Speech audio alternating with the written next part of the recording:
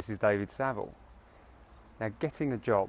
I've been having a conversation with people recently about what it takes to get a job. You know, what you have to do, the fact that the application process seems to be you go online, you fill in an application, and then you go in with about 700 other people for each job, and how tough that is, and how you can't stand out. And I've got to be honest, I have to agree. How hard is it to stand out when if you've got 700 people going for one job?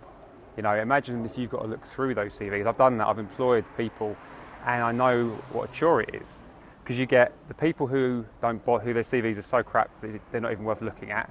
There are some people who have read up about it, and so they kind of use keywords, you know, the important words that they need to use. And then you've got the others who've gone for an agency, so the agency have helped them to write it. So you've got all these different levels of CV, and you've got to go through them all, and it is mind-numbing. You know, it really is. And I've only ever done it with sort of say 50 people at a time, let alone 700. I can't even imagine what that must be like. So yes, it's tough. The job market in that way is tough. And as I was talking about it, I said, well, why don't they do something different? You know, you're looking for a job, do something different to everybody else. And what he was saying to me was, that's hard, you can't do that. That's not how it works. And because I haven't looked for a job recently, which I haven't, I don't understand. You know, it's not like it used to be. It's not as easy as it used to be. And so I was trying to get across different ways of doing it, and he refused to accept it. He refused to believe that there was anything different that he could do.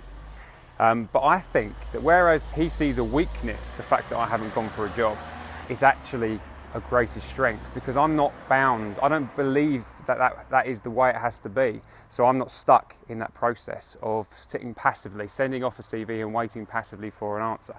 Now, if it was me, this is what I would do. There's many different things I would do, but first thing is, who do you know? Who do you know who works for a company you'd love to work for? Why don't you ask them what it's like working for the company? See if they've got any connections who might be able to help you get a job, who might be able to help you at least have an interview for a job, or at least talk to someone. You know, who do you know? You know, they might know someone, or they might, you know, see if they can help you to actually have a conversation with someone, rather than just send in some blank CV. And that's who do you know. That's the first one. Now, what else could you do? You could you could create a video, right? You could record a video where you talk about you're passionate about the company. So you talk about exactly what value you can add to that company.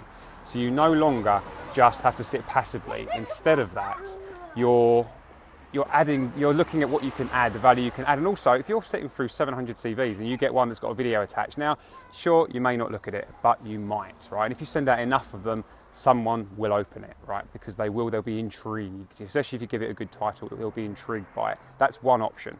Another option is obviously research the company, find out what matters to them, what's important to them, and then look at what value you can add. Not just where would you fit in, but what could you add to that company which will improve that company, will make a difference, and then write a passionate letter to the company, to whoever it is that you've researched will need to read that.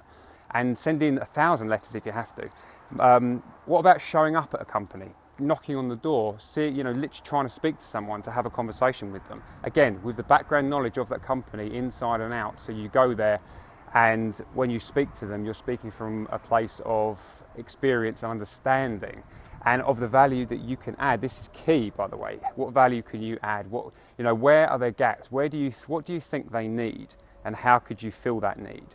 And so what if you were to go do all of these things? What if an employer looking for someone to work, who's got 700 people to go for, has got someone who's written letters, who's sent videos in, who's knocked on the door, and again, each time is showing understanding of the company and the fact that they're passionate about that company? What then might be the case? I mean, there are many other options too. These are just off the top of my head as I was going for a walk this morning. I just had to get this down, because if you're looking for a job, don't buy into the way that everyone else is doing it. Look a way that you can be different. I don't mean just to stand out to be different. I mean literally find the way that you can add value. That is how you will stand out, and then find a way of communicating with them. As soon as you can get to speak to a real person, it will make all the difference. You've got much greater chance. And the other thing is, think about this. If you're an employer and you've got someone who's doing all these things, who's writing letters, recording videos, researching, talking about the value they can add to the company, knocking on the door, it could seem like being a stalker, which is true, But if you're an employer and someone does all that, imagine if that's what you're doing just to get an interview, imagine what you'll do to get the job. Once you're in the job, imagine what you'll do then. And that will click with some people. They will realise that if you do so much work, if you put all that work into getting one interview, what would you do every day that you show up for work? And also, that's the other thing.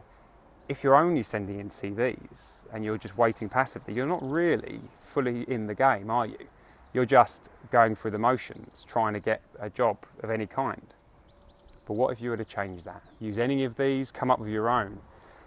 Don't do what everyone else is doing, and connect to your own value and what you can add to them, no matter what the company is and what they do. If you want to work for them, find out what value you can add and make sure that your message gets heard somehow, some way.